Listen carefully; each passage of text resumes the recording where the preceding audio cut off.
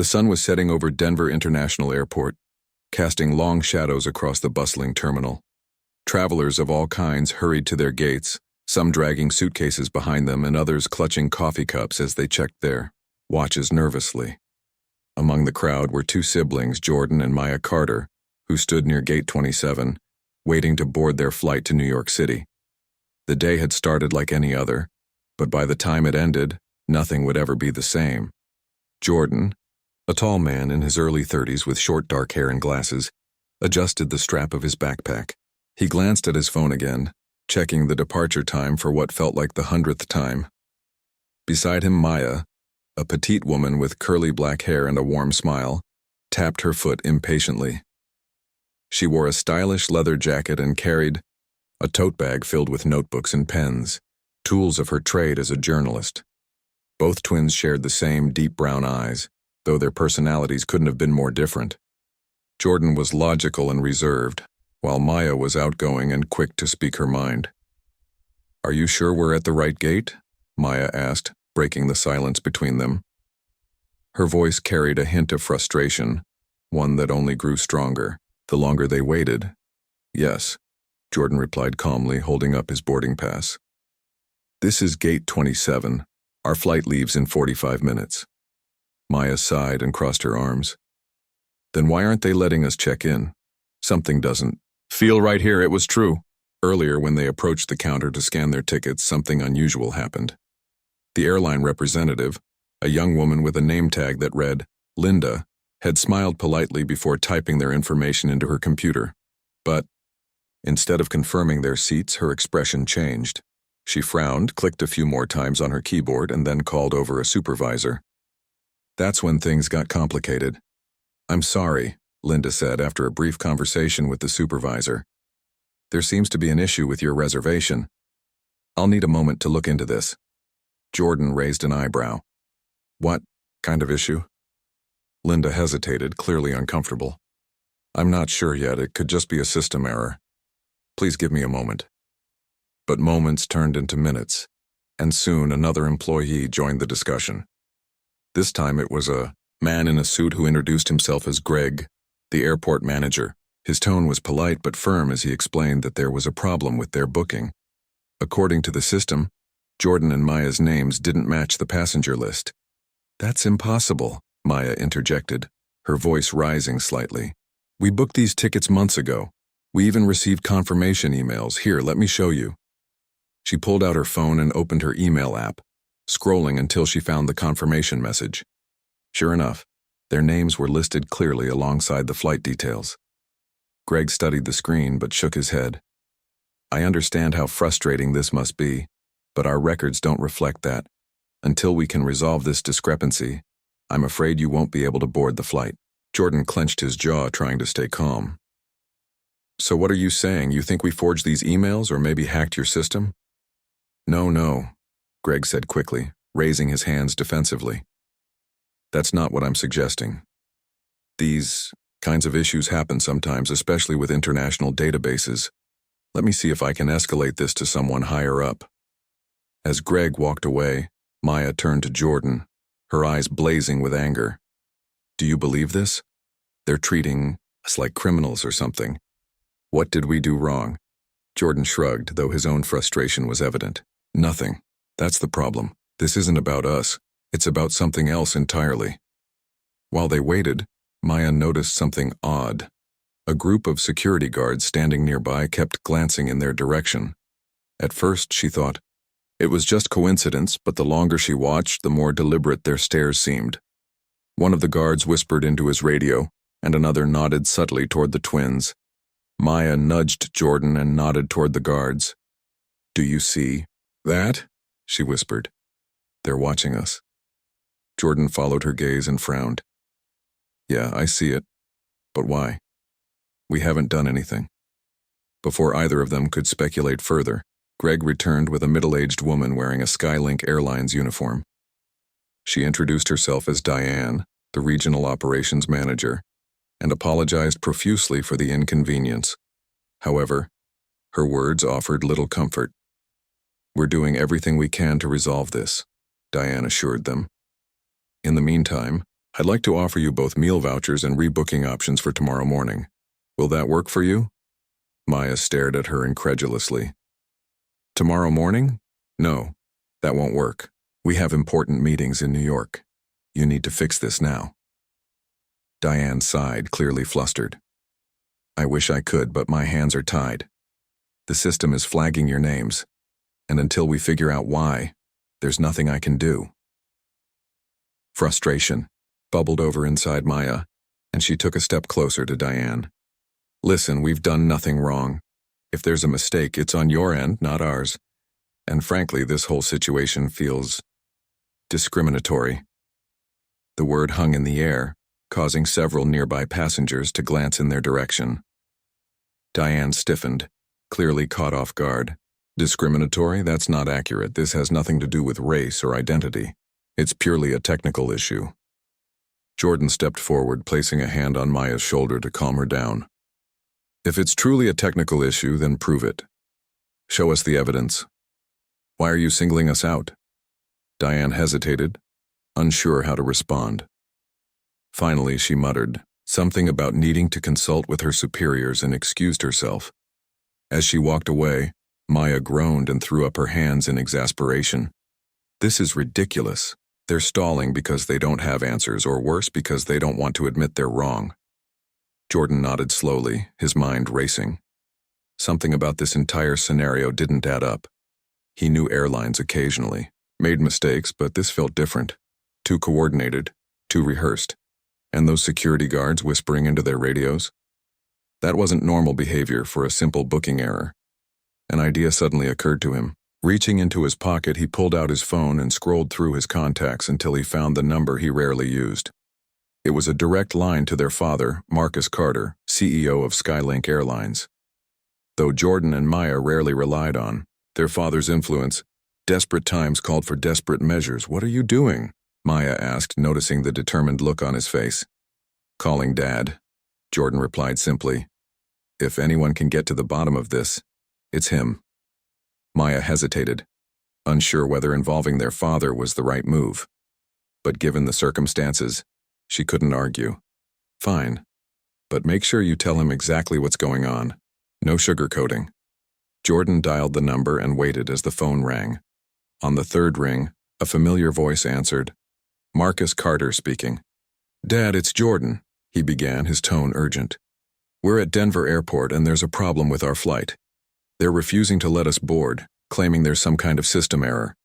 But it's more than that. They're treating us like suspects or something. Security keeps watching us and nobody will give us a straight answer. There was a pause on the other end of the line.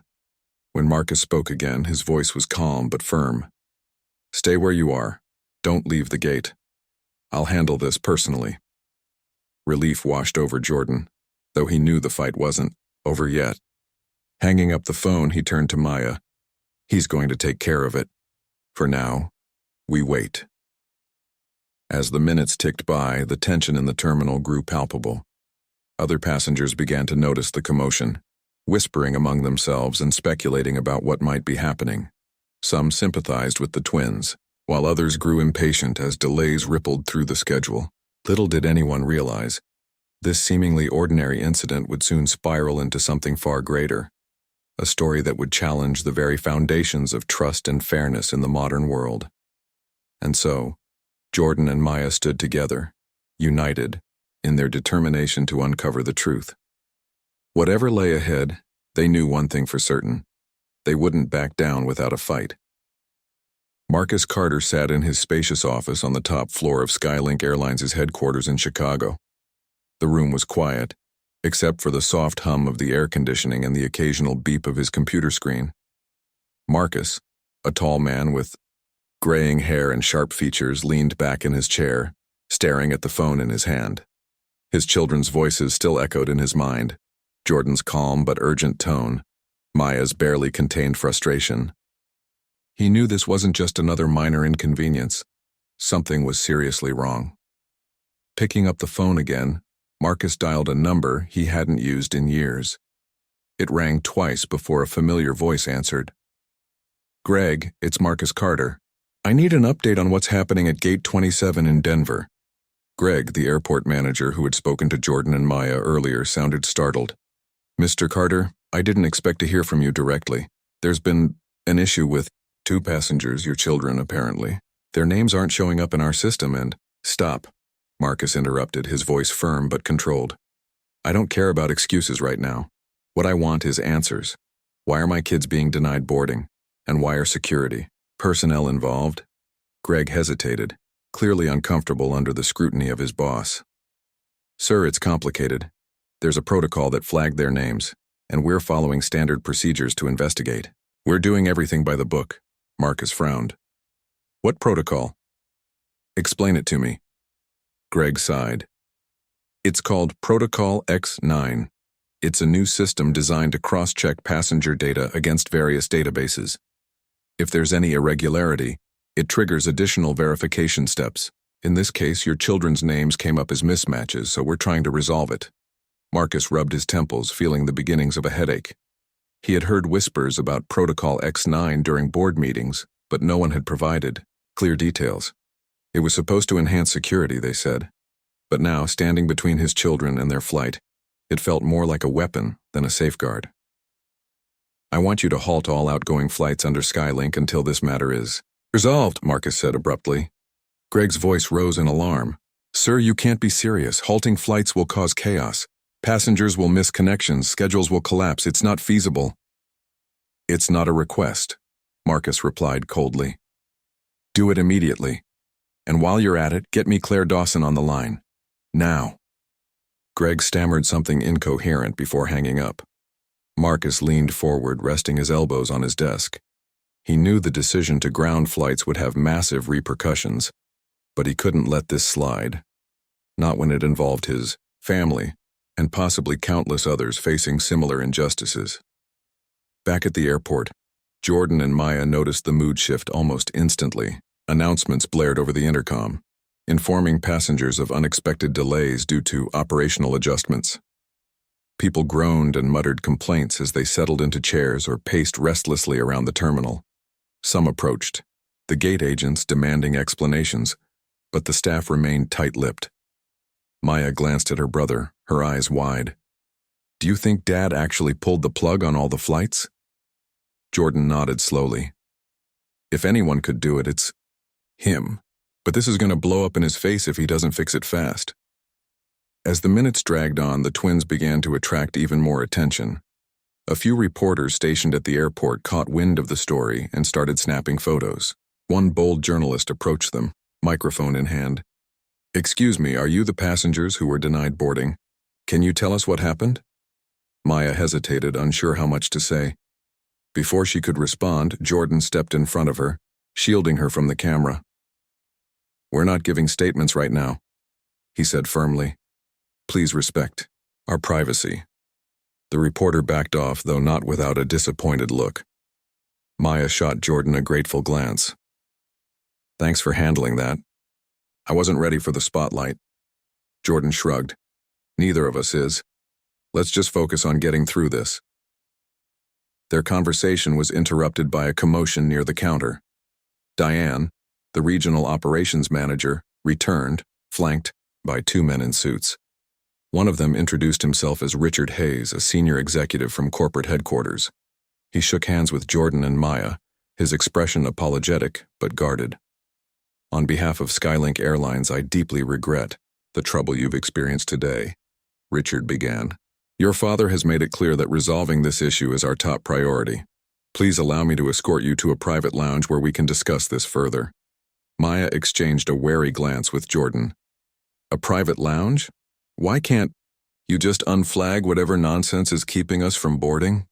Richard cleared his throat, clearly uncomfortable. "It's more complicated than that. Certain protocols require thorough investigation. However, rest assured, we're working tirelessly to ensure a swift resolution." Jordan crossed his arms. "Fine. Lead the way. But if this turns out to be some PR stunt, you'll regret it." Richard nodded stiffly and gestured for them to follow. As they walked away from the crowded gate area, Maya whispered to Jordan, "This feels weird. Like they're hiding something big." "You're telling me," Jordan replied under his breath. "But we'll find out soon enough." In the private lounge, Jordan and Mia were offered refreshments, though neither touched them. Instead, they watched closely as Richard and Diane conferred with another executive via video call. The woman on the screen introduced herself as Claire Dawson, head of passenger analytics. Her demeanor was professional, but her eyes betrayed a flicker of unease. Mr. and Ms. Carter, Claire began addressing them directly. I understand how frustrating this must be. Allow me to explain what happened. Our systems flagged your names due to an anomaly detected by Protocol X9. This protocol uses advanced algorithms to analyze passenger data and identify potential risks. Unfortunately, in rare cases, legitimate travelers may also be flagged due to inconsistencies in the data. Maya leaned forward, her voice sharp. What kind of inconsistency? Be specific. Claire hesitated. Without going into technical details, certain biometric markers associated with your profiles triggered a mismatch. It's possible that outdated information in external databases contributed to the error. Jordan frowned. Biometric markers? Are you saying you scanned our faces or fingerprints without telling us? Claire shifted uncomfortably. Not exactly. The system aggregates publicly available data to build comprehensive profiles. While it's intended to enhance safety, we recognize that errors can occur. Maya stood up, her temper flaring. So, you're admitting it? A glitch in your fancy algorithm decided we weren't trustworthy enough to fly? That's insane. How many other innocent people are being treated like criminals because of this? Before Claire could respond, Richard intervened. Ms. Carter, please. We acknowledge the shortcomings of the system and are committed to improving it. Your feedback is invaluable to us. Jordan placed a calming hand on Maya's shoulder. Let's cut to the chase. When will this be fixed? And what guarantees do we have that it won't happen again? Claire exchanged a glance with Richard before answering. We're expediting the verification process for your names. Once completed, you'll be cleared to board the next available flight. As for preventing future occurrences, we'll conduct a full review of Protocol X9 and implement necessary safeguards. Though far from satisfied, Jordan and Maya agreed to wait. They knew their father would hold these executives accountable, but for now, they needed to focus on moving forward. Meanwhile, Marcus Carter faced mounting pressure from his board of directors. Calls flooded his office, each one more urgent than the last. Investors demanded explanations and media outlets clamored for statements, yet Marcus remained resolute. He refused to lift the flight ban until he received concrete assurances that the issue plaguing his children, and potentially thousands of others, would be addressed. By the time evening fell, tensions at the airport reached a boiling point. Passengers vented their frustrations online, turning the incident into a trending topic. Reporters swarmed the terminal, eager to uncover the truth behind the mysterious delays. Amid the chaos, Jordan and Maya found themselves at the center of a storm they never asked to join. But as the hours passed, one thing became clear. They weren't alone. Hidden beneath layers of bureaucracy and technology lay a web of injustice, waiting to be exposed. And thanks to a single phone call to their father, the twins had inadvertently set the stage for a battle that would challenge the very foundations of fairness and transparency in modern travel. For better or worse, their lives and countless others would never be the same again. The private lounge at Denver International Airport was quiet, save for the faint hum of the air conditioning and the occasional rustle of papers as Claire Dawson shuffled through documents on her tablet. Jordan and Maya sat across from her, their expressions a mix of frustration and suspicion. Richard Hayes hovered nearby, his polished suit and practiced smile doing little to ease the tension in the room. Despite the corporate executives' promises to resolve the issue quickly, the twins couldn't shake the feeling that they were being fed half-truths. So let me get this straight, Maya said, breaking the silence. Her voice was sharp, cutting through the stillness like a knife. This Protocol X9 flagged us because of some supposed mismatch in our data. But you can't even tell us exactly what caused it. Claire nodded slowly, her fingers tapping nervously on the edge of her tablet. That's correct. The system aggregates information from multiple sources, public records, social media profiles, government databases, and uses algorithms to detect patterns or anomalies. In your case, something about your biometric markers triggered a red flag. Jordan leaned forward, his glasses slipping slightly down his nose. Biometric markers? Like facial recognition or fingerprints? Because we never gave permission for any of that. Claire hesitated, clearly uneasy. It's not quite that simple. The system doesn't rely solely on direct scans. It builds profiles based on available data, photos, ID records, even metadata from online activity. If there's a discrepancy between those sources, it could lead to a mismatch. Maya crossed her arms, her eyes narrowing. So you're saying our faces, or whatever else you've collected, are being analyzed without our knowledge?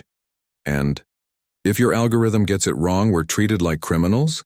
Richard interjected quickly, attempting to smooth things over. Ms. Carter, please understand this is all done with passenger safety in mind. Air travel is a highly regulated industry, and we must take every precaution to ensure security. Safety? Maya shot back, her voice rising. You call this safety? Grounding flights, interrogating innocent people, and refusing to explain yourselves. That's not safety. That's paranoia disguised as technology. Jordan placed a hand on his sister's arm, silently urging her to calm down. He turned his attention back to Claire. How common is this? How many other passengers have been flagged by this system? Claire hesitated again, glancing at Richard for guidance. When he gave a slight nod, she sighed and admitted, more than we'd like to admit. Protocol X9 has flagged several hundred passengers since its implementation 6 months ago. Most issues are resolved within minutes, but in rare cases, additional verification is required. And how many of those rare cases involve people who look like us? Maya asked pointedly, gesturing to herself and Jordan. Don't pretend this isn't about race or identity. We both know better. The room fell silent. Claire shifted uncomfortably in her seat, avoiding eye contact. Richard cleared his throat, his polished demeanor cracking slightly under the weight of Maya's accusation. We don't design our systems to discriminate against anyone. However, we acknowledge that biases can sometimes creep into algorithms, unintentionally. That's why we're constantly working to improve them. Jordan shook his head, disbelief etched across his face. Unintentional bias? You make it sound like an accident. But when real people's lives are disrupted because of flawed programming, it's not just an oversight, it's negligence. Before either executive could respond, Jordan stood up abruptly and began pacing the room. His mind raced as he pieced together the implications of what they'd just learned.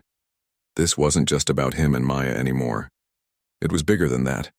A systemic problem hidden behind layers of bureaucracy and jargon. He stopped mid-stride and turned to face the group. We need proof, he said firmly. Not just vague explanations or empty promises. Show us the data. Let us see exactly what caused this so-called anomaly. Claire exchanged another nervous glance with Richard. I'm afraid that's not possible. The specifics of the algorithm are proprietary, and sharing raw data would violate confidentiality agreements. Maya scoffed. Proprietary? Confidentiality? Those sound like excuses to cover up incompetence. Or worse. Richard raised his hands in a placating gesture. Please, believe me, we're on your side. We're doing everything we can to resolve this issue while maintaining transparency. But there are legal and technical limitations we must adhere to. Jordan crossed his arms, his jaw tightening. Fine. Then tell us this. Who approved the use of Protocol X9 in the first place? Who decided it was okay to roll out a system that targets innocent people without their consent? Claire opened her mouth to respond, but before she could speak, Richard stepped in. That decision was made at the highest levels of the company, in collaboration with regulatory authorities. It wasn't taken lightly. Highest levels? Maya repeated, her tone dripping with sarcasm. You mean Dad, right? Did he know about this? Richard hesitated, clearly caught off guard by the question. Your father wasn't directly involved in the development or deployment of Protocol X9. As CEO, he oversees strategic decisions, but day-to-day operations are managed by specialized teams. Jordan snorted. Sounds convenient. So he gets plausible deniability while you guys run wild with experimental software? Claire winced at the accusation, but Richard remained composed. Mr. Carter, I assure you, your father will be fully briefed on this matter. He's already taking steps to address the situation, including halting flights until further notice. At the mention of grounded flights, Maya smirked. Good. Maybe grounding everyone else will give you a taste of what it feels like to have your plans ruined. While the twins grilled the executives, Marcus Carter was fighting battles of his own. Back in Chicago, his office had become a war zone of phone calls, emails, and emergency meetings. Board members bombarded him with demands to lift the flight ban, warning of financial losses and reputational damage. Investors threatened lawsuits, claiming his decision was reckless and irresponsible. Yet Marcus refused to budge. In one particularly heated conference call, a board member named Patricia Lane lashed out at him. Marcus, this is madness. You're holding the entire operation hostage over a single incident involving your kids. Do you have any idea how much money we're losing every minute those planes stay grounded? Marcus's voice was calm but unyielding. Patricia, my children were denied boarding due to a discriminatory algorithm, one that my company implemented. Until I understand exactly how this happened and ensure it never happens again, no Skylink plane will leave the ground. Another board member, Harold Bennett, chimed in. Come on, Marcus, discriminatory, that's a strong word. There's no evidence of bias here, just a technical glitch. Marcus slammed his fist on the desk, startling everyone on the call. A technical glitch? Is that what you're calling it? My son and daughter were singled out, humiliated, and treated like suspects, all because of a program designed to profile passengers. If that's not discrimination, then I don't know what is. Harold stammered, unable to respond. Patricia tried once more to reason with him. Look, Marcus, we understand your concern, but punishing millions of passengers won't solve anything. Lift the ban and we'll handle the fallout internally. No, Marcus replied flatly. This isn't just about my family, it's about accountability. If we don't fix this now, it'll only get worse, and if that means shutting down the airline temporarily, so be it. The line went silent. Marcus ended the call and leaned back in his chair, exhaustion creeping into his features. He knew he was risking everything, his career, his reputation, even his relationship with the board. But deep down, he also knew it was the right thing to do. Hours passed, and the situation at the airport grew increasingly chaotic. Passengers stranded by the flight ban vented their frustrations on social media, turning the hashtag #WhereSkylinkGate into a viral sensation. News outlets picked up the story, speculating about the mysterious protocol that had sparked the crisis. Reporters camped out near Gate 27, hoping to catch a glimpse of Jordan and Maya. Inside the private lounge, tensions continued to rise. Jordan and Maya pressed Claire and Richard for more details, but the executives remained evasive. Frustrated, Maya pulled out her laptop and began searching for information online. Using her skills as a journalist, she scoured public records, news articles, and leaked documents related to airline security protocols. After nearly an hour of digging, she found something shocking. Jordan, she whispered urgently, pulling him aside. Take a look at this. On her screen was a report detailing the inner workings of Protocol X9. According to the document, the algorithm assigned risk scores to passengers based on a wide range of factors, including age, gender, ethnicity, and socioeconomic status. While the system claimed to prioritize objective data, it disproportionately flagged individuals from marginalized communities. Jordan's eyes widened as he read the findings. This is insane. They're literally profiling people based on stereotypes. Maya nodded grimly. And the worst part? It's all automated. No human oversight, no appeals process, just a machine deciding who gets to fly and who doesn't. Determined to expose the truth, Maya copied the document onto a flash drive and slipped it into her pocket. She glanced at Jordan, her expression resolute. By midnight, the chaos at Denver International Airport had reached a fever pitch. Passengers stranded by the flight ban crowded the terminals, their frustration boiling over into loud arguments with airline staff. Some sat slumped in chairs, scrolling endlessly on their phones or staring blankly at departure boards that refused to update. Others paced back and forth, venting their anger to anyone who would listen, or no one at all. Reporters swarmed the scene, shoving microphones into the faces of weary travelers and demanding answers from harried gate agents. The hashtag #SkyLinkGate dominated social media feeds, with users speculating wildly about what was really going on. Inside the private lounge, Jordan and Maya Carter sat side by side, their minds racing as they processed everything they'd learned. The document Maya had uncovered painted a chilling picture of Protocol X9, a system designed not just to enhance security, but to profile passengers based on biased criteria. It wasn't just a technical glitch, it was a deliberate mechanism, hiding behind the veneer of innovation. And now, thanks to Marcus Carter's drastic decision to ground flights, the world was starting to pay attention. "We need to do something," Maya said suddenly, breaking the silence. Her voice was low but urgent, her hands gripping the edge of the table. "If we don't act now, this whole thing will blow over. They'll spin it, bury it, and nothing will change." Jordan nodded slowly, his expression thoughtful. "You're right. But what can we do? We're just two people against an entire corporation." Maya leaned closer, her eyes blazing with determination. "We're not just two people. We're Marcus Carter's kids, and we have proof. If we release that document to the public, it'll expose the truth about Protocol X9. They won't be able to deny it anymore." Jordan hesitated, weighing the risks. "It's risky.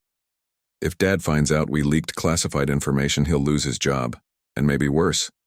This could destroy Skylink." "Better than letting them destroy innocent lives," Maya shot back. "Think about it, Jordan. How many other families have been treated like us because of this algorithm?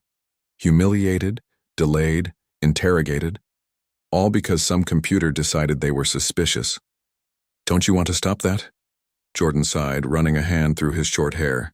He knew Maya was right. As much as he wanted to protect their father, staying silent felt wrong. "Okay," he said finally, "but we need to be smart about it. We can't just dump the document online and hope for the best. We need to make sure it reaches the right people, the press, advocacy groups, anyone who can amplify the message." Maya smiled faintly, relieved that her brother was on board. "Good. Let's start by contacting someone trustworthy, someone who can help us get the word out without tipping off the company first." While the twins plotted their next move, Marcus Carter faced mounting pressure from every direction. His phone buzzed incessantly with calls and messages from furious executives, panicked investors, and even government officials. The media circus surrounding the grounded flights had spiraled out of control, with headlines accusing Skylink of incompetence, discrimination, and corporate greed. Yet despite the storm raging around him, Marcus remained steadfast.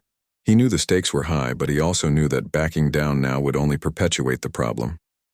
In the middle of the night, Marcus convened an emergency meeting with his top executives, including Claire Dawson and Richard Hayes.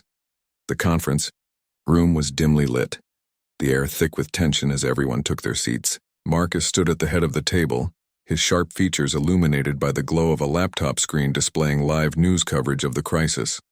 "All right," Marcus began, his voice cutting through the murmurs of conversation.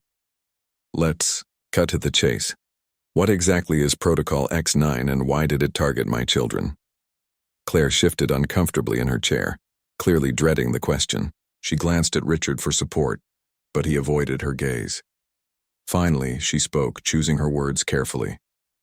"Protocol X9 is an advanced passenger screening system developed in collaboration with third-party contractors. Its primary function is to analyze data points, biometric markers, travel history, financial records, and assign risk scores to individuals. It's meant to streamline security checks and identify potential threats before they escalate." Marcus raised an eyebrow. "And how does it determine these risk scores? Based on what criteria?" Claire hesitated again, her discomfort evident. "The algorithm uses machine learning to detect patterns associated with known security risks. However, it also incorporates demographic data to refine its predictions." "Demographic data?" Marcus repeated, his tone icy. You mean race, gender, income level? All the things we're supposed to ignore when treating people fairly? Claire flinched but didn't deny it. Yes, sir, those factors are included, but only as part of a broader analysis. The goal is to improve accuracy, not discriminate. Marcus slammed his fist on the table, startling everyone in the room. That's garbage, and you know it. You've built a system that judges people based on stereotypes instead of facts. My son and daughter were flagged because of biases baked into your so-called advanced technology. Do you realize how dangerous that is? Richard cleared his throat nervously, attempting to intervene. Mr. Carter, I understand your concerns, but please remember that Protocol X9 was approved by regulatory authorities. We followed all guidelines and protocols. Marcus glared at him. Guidelines and protocols? Is that supposed to excuse this? Because if it is, then those guidelines are broken too. Effective immediately, I'm ordering a full audit of Protocol X9. Every line of code, every dataset, every decision made during its development, I want it all reviewed. And until that review is complete, the system is suspended indefinitely. The room erupted in protests. Executives argued that suspending the protocol would cripple operations, leaving the airline vulnerable to security threats.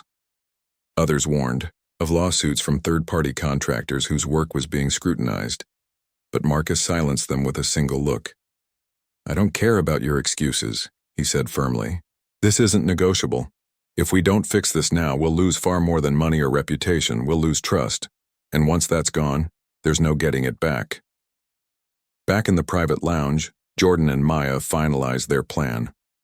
Using Maya's laptop, they drafted a detailed email explaining their experience at the airport and attaching the incriminating document about Protocol X9.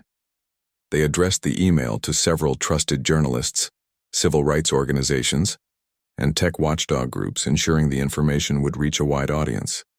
Before hitting send, Jordan double-checked the recipients to avoid any leaks within Skylink. Ready? Maya asked, hovering her finger over the send button. Jordan nodded. Do it. With a deep breath, Maya clicked send. Almost instantly, notifications began flooding in as recipients opened the email and replied. Some expressed shock and outrage, promising to investigate further. Others thanked the twins for bringing the issue to light. Within minutes, the story was spreading like wildfire across social media platforms, with hashtags like Stop Algorithmic Bias and Skylink Discrimination trending alongside Skylink Gate. As the hours passed, the fallout became undeniable.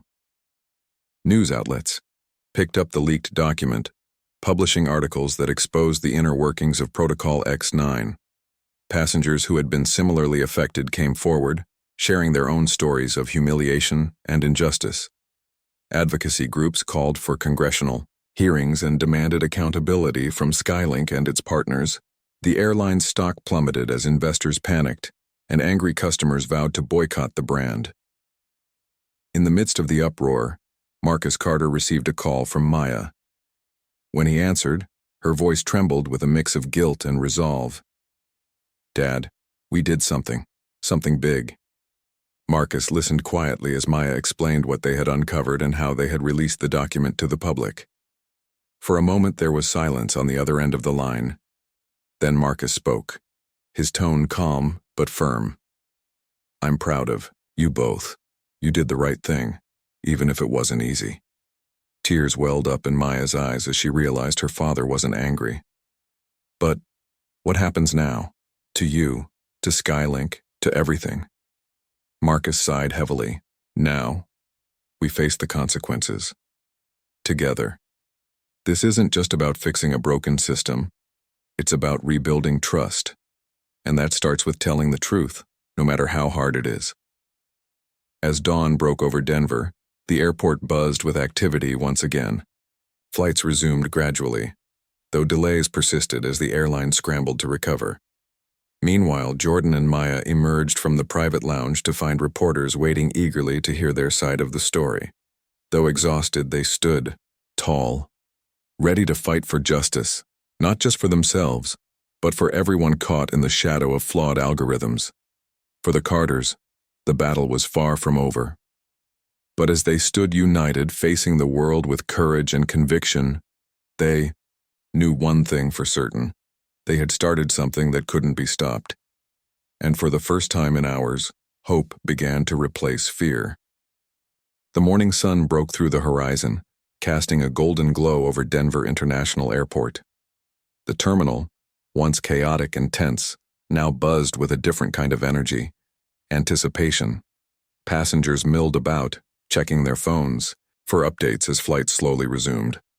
Reporters lined up near the gates, microphones in hand, eager to capture the unfolding drama. And at the center of it all stood Jordan and Maya Carter, ready to step into the spotlight they had never asked for but could no longer avoid. Marcus Carter arrived at the airport just after sunrise, his private jet touching down on a nearby runway. As he stepped out of the car that brought him to the terminal, cameras flashed, capturing every move. His face was calm, but his eyes betrayed the weight of the past 24 hours. He walked briskly toward the private lounge where Jordan and Maya were waiting, ignoring shouted questions from reporters. When he entered the room, he found his children seated side by side, their expressions a mix of determination and exhaustion. "Dad?" Maya said softly, standing to greet him. "I'm sorry we went behind your back." Marcus shook his head, placing a reassuring hand on her shoulder. "Don't apologize. You did what I should have done long ago. Sometimes doing the right thing means breaking rules and risking everything." Jordan nodded, though guilt still lingered in his chest. "We didn't mean to put you in this position, but we couldn't stay silent anymore." "I know," Marcus replied, his voice steady. "And I'm proud of you both. Now let's focus on what comes next. This isn't just about us, it's about making sure no one else has to go through what you did." An hour later, Marcus held a press conference in the airport's main hall. Dozens of journalists packed the space, their cameras trained on the fine podium where Marcus stood flanked by Jordan and Maya. The twins exchanged nervous glances as their father adjusted the microphone and began to speak. "Good morning," Marcus began, his voice carrying authority despite the fatigue etched on his face. "What happened here yesterday was unacceptable. My children, Jordan and Maya Carter, were denied boarding due to a discriminatory algorithm implemented by Skylink Airlines. This system, known as Protocol X9, uses biased criteria to profile passengers, disproportionately targeting individuals based on race, gender, socioeconomic status, and other factors." A murmur rippled through the crowd as reporters scribbled notes furiously. Marcus paused, letting the gravity of his words sink in before continuing. "This is not just a technical issue. It's a moral failure. It violates the principles of fairness and equality that our society strives to uphold. As CEO of Skylink, I take full responsibility for allowing such a system to exist under my watch." Maya glanced at Jordan, her heart swelling with pride. She had always admired her father's leadership, but seeing him stand up publicly against injustice made her feel even closer to him. Marcus continued, his tone growing firmer. "Effective immediately, Protocol X9 has been suspended indefinitely. We are conducting a comprehensive audit of its design and implementation, and we will release the findings transparently. Additionally, I am calling on regulatory authorities to investigate similar systems across the aviation industry. This cannot be allowed to continue, not here, not anywhere." The room erupted in applause, though some reporters remained skeptical. One of them raised a hand and shouted, "Mr. Carter, isn't this just damage control? How can we trust that Skylink won't simply replace Protocol X9 with another flawed system?"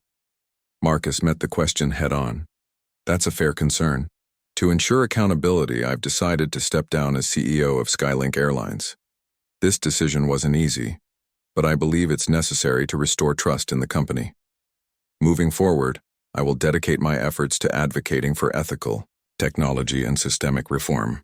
Gasps filled the room as the magnitude of Marcus's announcement sank in. Jordan felt a lump rise in his throat, while Maya blinked back tears. Their father was sacrificing his career, for them, for justice, for everyone affected by algorithms, like Protocol X9. Another reporter chimed in, addressing Jordan and Maya directly. "How do you feel about your father's decision? And what role will you play in holding Skylink accountable? Jordan stepped forward, adjusting his glasses.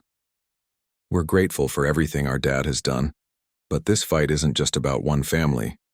It's about exposing the dangers of unchecked algorithms and ensuring that technology serves humanity, not the other way around. Maya and I plan to work with advocacy groups, researchers, and lawmakers to push for meaningful change, Maya added, her voice strong despite her emotions. People deserve to know the truth about how these systems work and how they fail. That's why we released the document about Protocol X9. If we hadn't, none of this would have come to light. Silence only protects the powerful. The press conference ended with a flurry of questions, but Marcus, Jordan, and Maya left the stage without answering further. They returned to the private lounge, where they sat together in reflective silence. Outside, news outlets broadcast the story worldwide, sparking outrage and calls for action. Social media exploded with support for the Carters, with hashtags like #Justice for All and #End Algorithmic Bias trending alongside the Skylink gate. In the days that followed, the fallout from the scandal continued to unfold. Skylink Airlines faced lawsuits from passengers who claimed they had been unfairly targeted by Protocol X9. Advocacy groups launched campaigns demanding stricter regulations on AI systems used in public services. Lawmakers introduced bills aimed at increasing transparency and accountability in algorithmic decision-making. Meanwhile, Marcus Carter became a symbol of integrity, hailed for his willingness to confront the flaws within his own organization. For Jordan and Maya, life changed. Dramatically, journalists sought interviews, activists invited them to speak at rallies, and tech experts praised their courage in exposing the truth. Though neither twin relished the attention, they embraced their newfound roles as advocates for ethical technology. Jordan collaborated with engineers to develop guidelines for designing unbiased algorithms, while Maya wrote articles and gave speeches highlighting the human cost of flawed systems. One evening, weeks after the incident, the three Carters gathered at Marcus's home for dinner. The house was quiet except for the soft clinking of silverware and the occasional laugh. For the first time in what felt like forever, they could relax and enjoy each other's company without the weight of the world pressing down on them. "You know," Marcus said, raising his glass. "I never imagined something like this would happen, but looking back, I think it might have been the wake-up call we all needed." Jordan smiled faintly. "It's definitely been a learning experience for everyone involved." Maya nodded, her eyes shining with gratitude. "And not just for us. Think about all the people who are finally paying attention to how these systems affect real lives. That's progress." Marcus leaned back in his chair, studying his children with pride. "You two have shown incredible strength and resilience. I couldn't be prouder of what you've accomplished, and what you'll continue to achieve." As the night wore on, the Carters talked late into the evening, sharing stories and dreams for the future. Though challenges lay ahead, they faced them together, united by a shared commitment to justice and fairness. The road wouldn't be easy, but they knew they weren't alone. Countless others had joined their cause, inspired by their courage and determination. For Jordan and Maya, the ordeal had transformed them from ordinary passengers into agents of change. And for Marcus, stepping away from Skylink wasn't an ending. It was a beginning. Together, they had ignited a movement that would reshape industries, challenge norms, and remind the world of the importance of ethics in innovation. As the stars twinkled above, the Carters felt a renewed sense of purpose. They had started something bigger than themselves, and they were ready to see it through. Months passed since the events at Denver International Airport, and life for Jordan and Maya Carter had changed in ways they never imagined. What began as a personal ordeal had grown into a global movement, sparking conversations about technology, ethics, and fairness. The Carters' story became a symbol of hope for many, a reminder that even ordinary people could challenge powerful systems and make a difference. Jordan returned to his work as an engineer, but his focus shifted. Instead of designing products purely for profit, he now dedicated himself to creating ethical AI systems. He partnered with researchers and advocacy groups to develop guidelines for companies building algorithms. These guidelines emphasized transparency, accountability, and fairness, ensuring that technology served humanity rather than harming it. Jordan's efforts earned him recognition in tech circles, but more importantly, they gave him a sense of purpose. Every line of code he wrote felt like a step toward preventing another family from experiencing what he and Maya had endured. Maya, on the other hand, poured her energy into writing and speaking. Her exposé on Protocol X9 became a bestseller, shedding light on the dangers of unchecked algorithms. She traveled across the country, giving speeches at universities, conferences, and community events. Her words resonated with audiences, inspiring them to demand better from corporations and governments alike. Maya also worked closely with civil rights organizations, helping draft policies aimed at regulating AI systems. Though her schedule was hectic, she found joy in knowing her voice reached millions, and that those millions were listening. Marcus Carter, meanwhile, embraced his new role as an advocate for systemic reform. After stepping down as CEO of Skylink Airlines, he founded an organization called Ethical Futures, dedicated to promoting responsible innovation. Through workshops, research initiatives, and lobbying efforts, Marcus pushed for stricter regulations on algorithmic decision-making. He collaborated with lawmakers, industry leaders, and activists to create frameworks that balanced progress with morality. Despite the challenges, Marcus felt fulfilled in a way he hadn't as a corporate executive. For the first time, he was using his influence not just to grow profits but to drive meaningful change. The impact of the Carters' actions rippled far beyond their immediate circle. Regulatory bodies launched investigations into similar systems used by airlines, banks, and law enforcement agencies.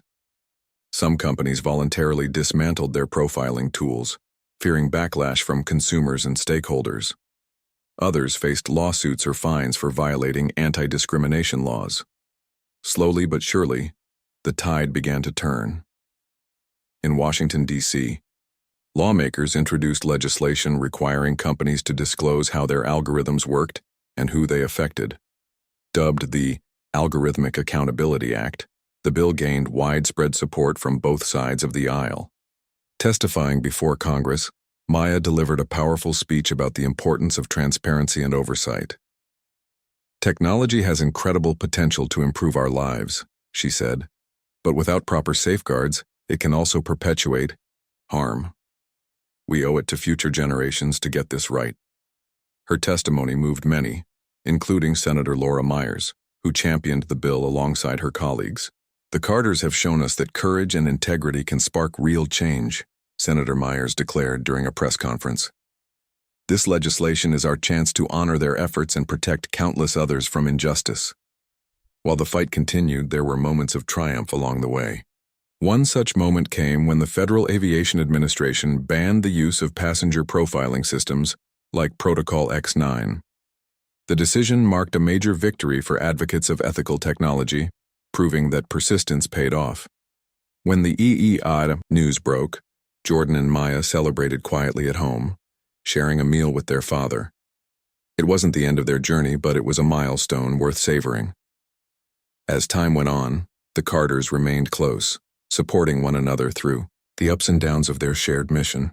They often gathered around the dining table, discussing their latest projects and brainstorming ideas for future initiatives.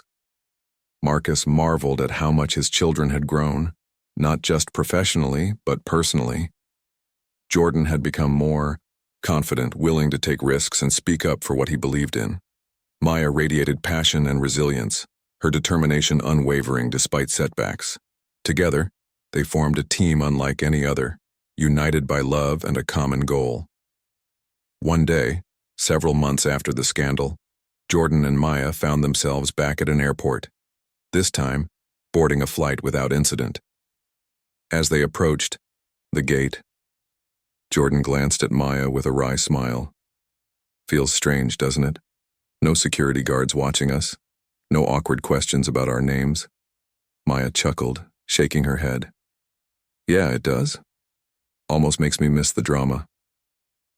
"Almost," Jordan agreed, laughing softly. "But honestly, I'm just glad we're finally getting our happy ending."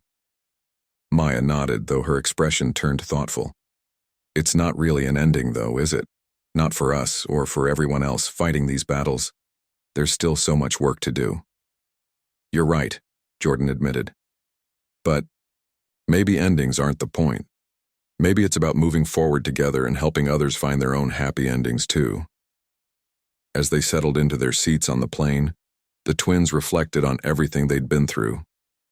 From the humiliation of being denied boarding to the exhilaration of exposing the truth, their journey had tested them in ways they never expected. But it had also brought them closer, to each other, to their father, and to the countless strangers who now looked to them as symbols of hope. When the plane took off, soaring high above the clouds, Jordan leaned back in his seat and closed his eyes. Beside him, Maya gazed out the window, watching the world shrink below. For a brief moment, they allowed themselves to feel at peace, knowing they had done something extraordinary. The road ahead would be long and challenging, but they were ready. Together, they had proven that even in the face of seemingly insurmountable odds, courage and unity could prevail. And as the sun dipped below the horizon, painting the sky in hues of orange and pink, the Carters flew onward. Not just toward their destination, but toward a brighter, fairer future for all.